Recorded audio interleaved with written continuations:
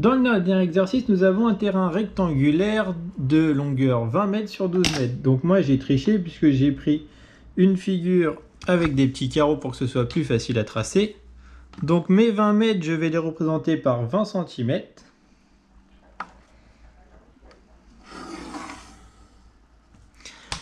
Donc ensuite nous avons un rectangle de 20 sur 12.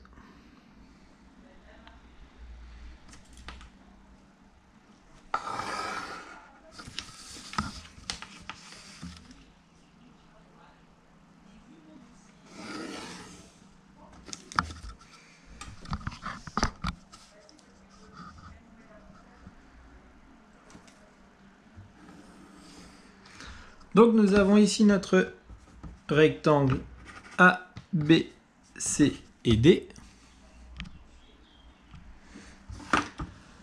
On vous dit que le point P1 est situé à 1 mètre du point D. Donc nous on va prendre 1 cm. Ici nous avons P1 où la distance ici de 1 cm, donc 1 mètre. Et la prise P2 est au milieu du segment BC. Donc notre segment faisait 12, donc notre prise va être à 6 cm ou à 6 mètres, P2. Donc maintenant on vous dit que la longueur du fil est de 13 mètres. Pourra-t-on tondre entièrement la pelouse? Donc si mon fil fait 13 mètres, c'est-à-dire que je peux tondre jusqu'à ici, ici, ici, etc.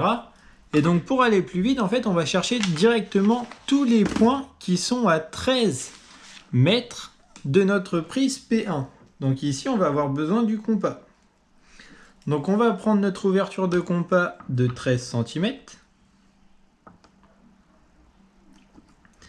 Et on va tracer un premier arc de cercle en partant du point P1. Donc ici, je vais être plus long que mon parcours. Donc en partant de ma prise P1, je peux déjà tondre toute cette partie-là. Maintenant, on va faire le même travail, mais en partant de P2. Donc on va toujours garder notre ouverture de 13. En partant de la prise ici.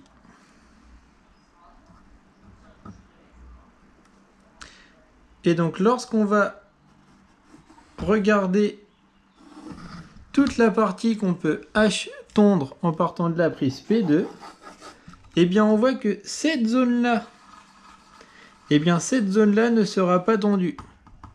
Donc est-ce qu'on pourra tondre entièrement la pelouse? Eh bien non, puisqu'il y a ce petit bout ici qui ne sera pas tondu.